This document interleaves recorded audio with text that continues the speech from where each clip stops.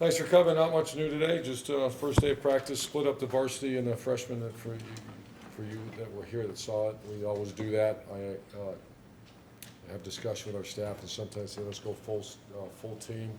The reason we do that is just the anxiety, and it's not fair to throw that kid throw a freshman, even though they've been here for most of summer, out there with the older guys yet.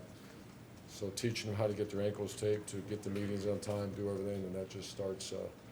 You can tell the guys that come from great high school programs, it's just they go. And the guys that maybe they don't, it takes a minute to learn how to operate the way we expect. So, it's a good day. I don't have much information for you.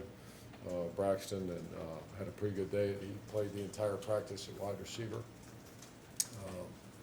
JT and Cardell, once again, they're fine. And there's no update other than they're fine, I guess. So I can see the headlines, they're fine.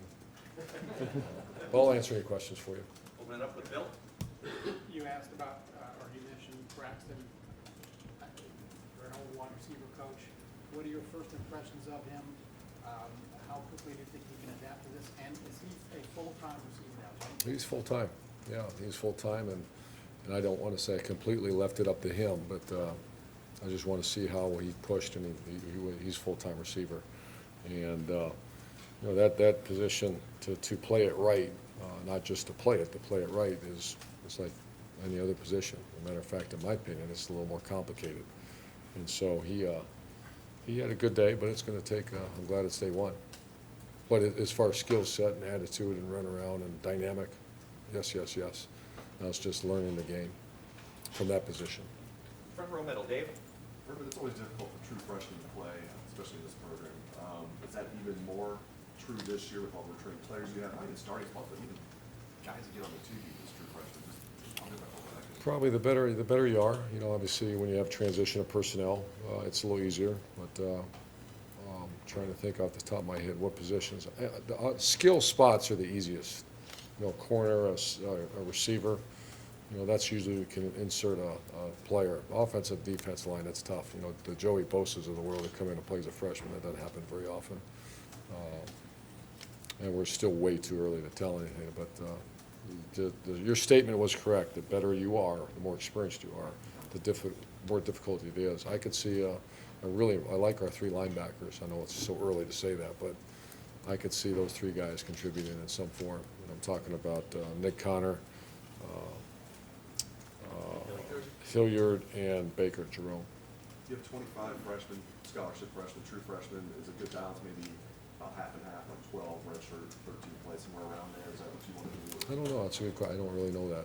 I'd like to have 20 of them play. That means we recruited really well. If not, it takes a minute sometimes. Like the Darren Lee, hindsight, you wish you would have played Darren Lee. For whatever reason, we didn't. And same with Eli Apple. Some of those kids, we redshirted them. You're a great player. You're not around here for 5 years, especially at skill spots. Linemen are a whole different animal. Darryl Baldwin's are great examples of guys that you soak them for a few years and they start and their bodies develop and all that. But skilled athletes, rarely do they last 5 if you're a great player. Front row right, Austin. Herbert, did you wind up flipping a coin for the first rep today? I don't know what he did. I didn't ask, and once again, we really didn't do much team. So who took the first rep, I couldn't tell you. As you guys move forward, is there a challenge to putting together a practice plan to make sure that maybe both guys are getting equal shot or even playing field as you guys go on this one? Well, probably. I'm trying to think if we've ever had to do that where it's 50-50. I don't think we ever have. Everybody comments on the Chris Leak, Tim Tebow dilemma that we have, but those are two different skill sets at the time. So there's almost different offenses. This one, I think it's going to be 50-50. So it's a little bit of a work in progress. Our objective is the first dozen practices 50-50 right down the middle. And have we ever done that before? I can't think we have. Front row, Tim. Yeah. Urban, along those lines, do you actually have a guy ahead of the other guy in that group, or are you literally going to let it? Quarterback? Yeah, quarterback. Even. Straight. Straight even. At Joey Bosa's spot, who, in your mind, talking with coaches and stuff, who are you looking at for that first game that you think will compete for that spot? Hubbard, well, Taekwon pretty much secured part of the one spot. You have Hubbard, you have Jalen Holmes, and you have Slade? Darius Slade.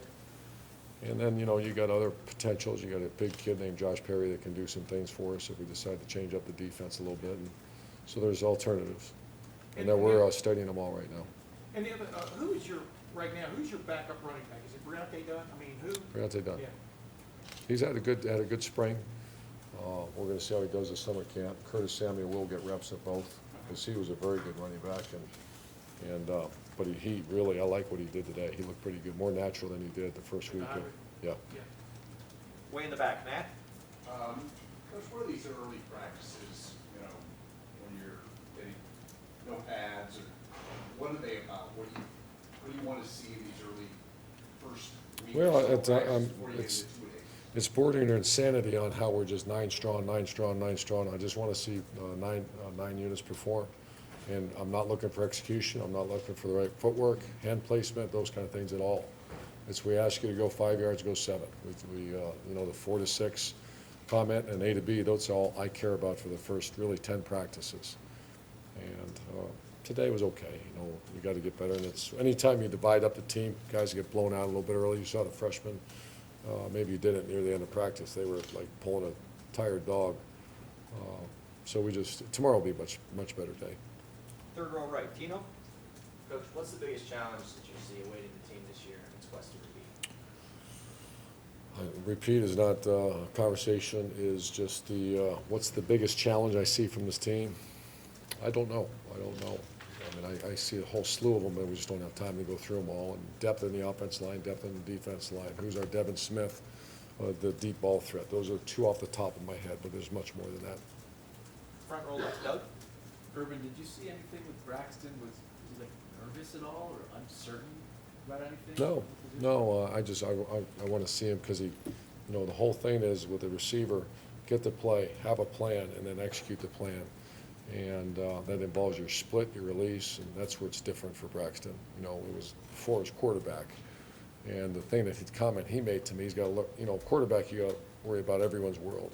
A receiver, you got to worry about your world, which is a little more easy to handle. So, nervous? No, I don't see him nervous. I just, you know, still quite a little bit unsure. Like you turn around and get the play and that kind of stuff, which we got to fight through that quickly. And he's totally out of the quarterback room?